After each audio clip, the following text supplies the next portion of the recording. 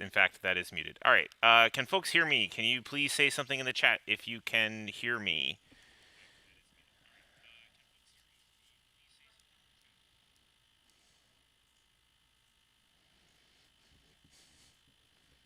Can somebody say something in the chat if you can hear me? I would love to know if my audio is working. Excellent. All right. Thank you so much. Don't worry. We're going to explain how to get to all this stuff in just a moment. You should not have this sheet in front of you. The only reason you should see it is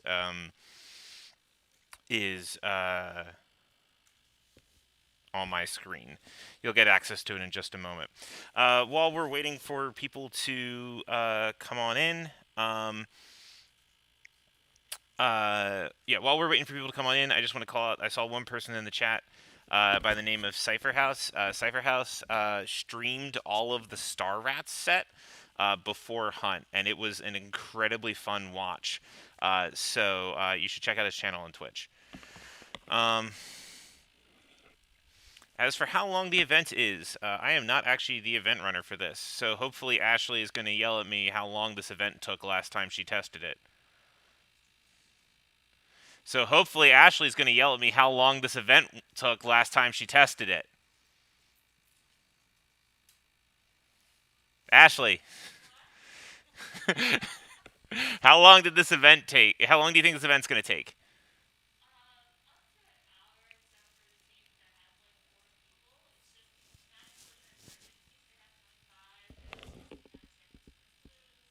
Okay. All right. We're aiming about an hour for yeah. Ashley says about an hour. So yeah.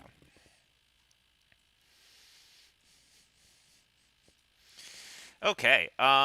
So we are going to wait like a minute or two more for people to join. I still see the number going up a little bit. And we are going to wait for that, and then I will explain this very fancy sheet, which is mostly just I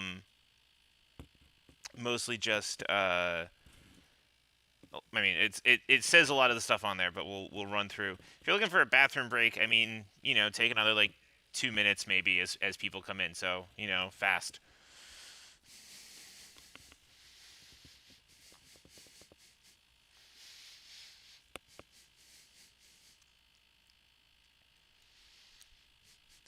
I'm noticing a chat. Yeah, a lot of people streamed Remy. It was really fun to watch that happen. Uh, I particularly enjoyed the amount that people tried to justify the vegetable clues before they had the aha. It's like, yeah, this could be this and this and this. Solving individually your team. I'm going to talk about that in a moment. All right.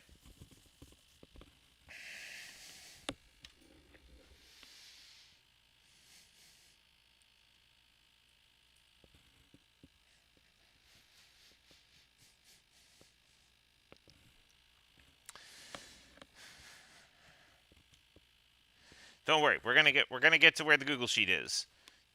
This is the intro explanation to the tech behind this, and then you'll get access to all of this stuff. Don't you worry.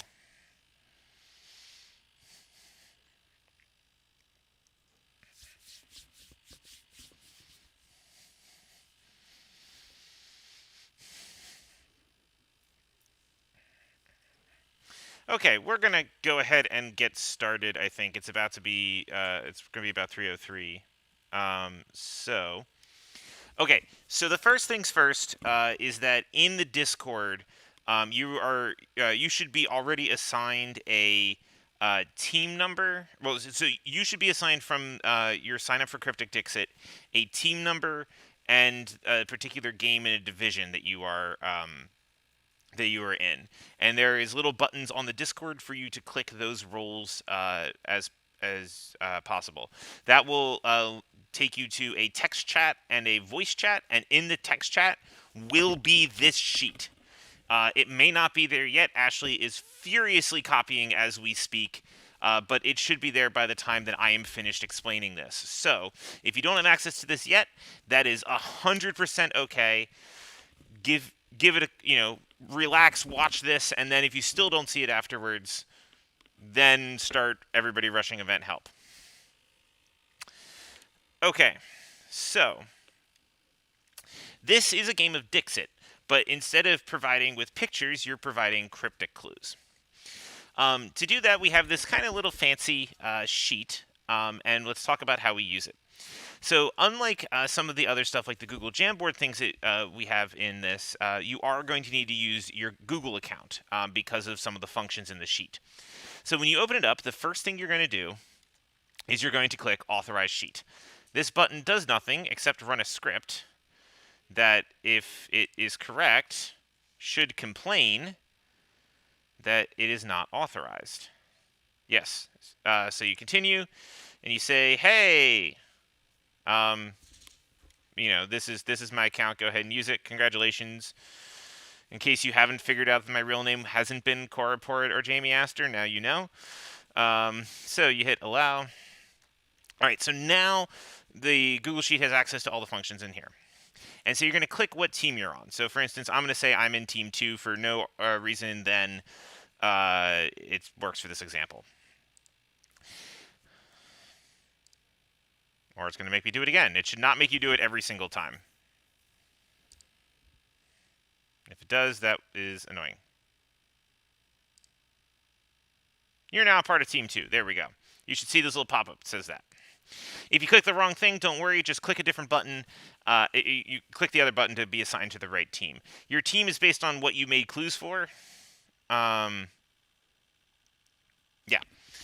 The idea is you're going to give cryptic clues to the that you wrote ahead of time. You're going to give them to the other 4 teams, and each team is going to try to solve them in the time designated.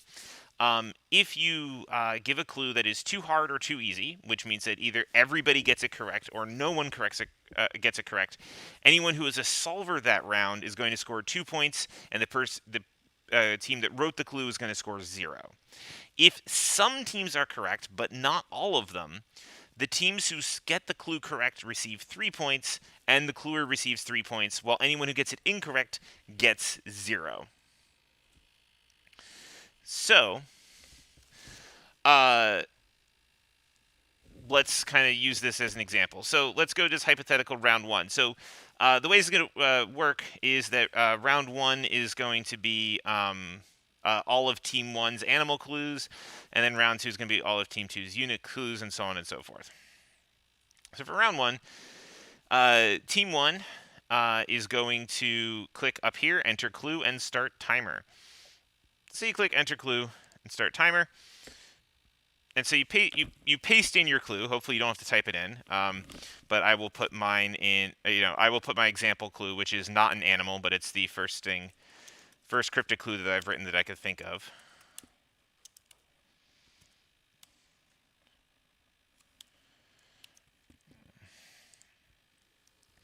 Okay, so a timer is started. You'll have somewhere a little bit over a minute.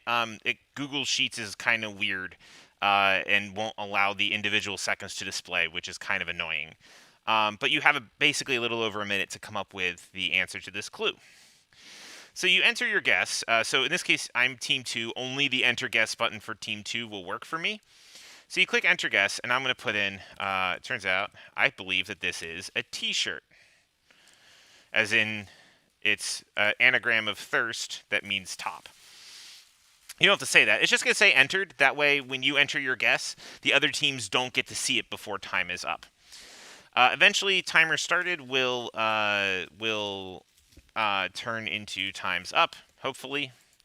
And I'm going to keep talking for a little bit, and otherwise I'm just going to move on. So all 4 teams are going to guess, and once that is done, the team giving the clue is going to hit Reveal Guesses. If you click Reveal Guesses, you put in the correct answer for your clue, which is, in fact, T-shirt. You hit OK. And it says the answer is t-shirt. And what it will do is it will attempt to auto correct which teams got it correct and which teams didn't. Now, if obviously we can only do so many things with computers, and obviously if Team 2, for instance, forgot to put in the hyphen, and therefore it's being marked as incorrect, but they clearly got the answer correct, you can change these clicks. This is, they are the first grading and not the final grading. So please, use your discretion as to whether they have solved the clue or not. If nobody has solved the clue, then you should click none here. Keep in mind that this is not a radio button. These are check boxes. So you should make sure that that when you hit the none, you also go through and unclick each of these. And you see that it automatically grades. So in this case, Team 2 got it correct, and no other team did. So Team 1 scores 3 points for having some but not all teams get the clue, and Team 2 scores 3 points for getting it correct. If, say, for instance, instead all the teams got it, then you would see instead everybody else gets 2 points, and Team 1 gets 0 for getting a score that including nobody got. And then if you click this none here, then once again everybody else gets 2 points, and Team 1 gets nothing. And so there are basically 25 rounds. 5 clues for Team 1, 5 clues for Team 2, 5 clues for Team 3, 5 clues for Team 4, and so on and so forth. Now, when you are done, there will be event runners popping in through each of the divisions. We have a designated event runner who will be watching each of the games in a division. But you should also feel free to tag at event runners if you are done and we don't seem to be responding to you. And once you have gone through all 5 rounds, and we will give you further instructions. Okay, so that's the basic idea of how this sheet works. There's a lot of instructions on the README. And there will be a cryptic B at the end, which the teams that score the highest are invited to, but is not a required part of the event. And then we'll have a cryptic B showdown, which I've seen before. It's pretty fun. But anyway, so at this point, all the sheets in the channels. Okay. So, what would be good to do right now is if you have not joined your team number or your individual game, you should go do that on the Discord right now. I would show you where it is, but I'm not sure I'm on the events Discord, and I don't want to give away spoilers because I don't have the second monitor set up. So you should go do that right now. If you don't see the spreadsheet, don't panic. We need about 2 more minutes to copy them over, and then they will be ready. But if you have any questions whatsoever, again, please feel free to tag at event runners in really any text channel, but either your team's text channel if you manage to get into your team, or in the event help desk channel if you're having trouble overall. And you do not need to keep this YouTube stream open. This was just for the introduction. Most of this is fairly self-directed, so you don't need to be listening to me, which is good because I've already been streaming this weekend for basically 4 hours, and there's a limit to how much I can do my first time streaming in a weekend. So, I'm going to be stopping this in a moment. If you have questions, I have not been able to monitor the chat, so send them into the Discord, and have fun solving cryptic clues.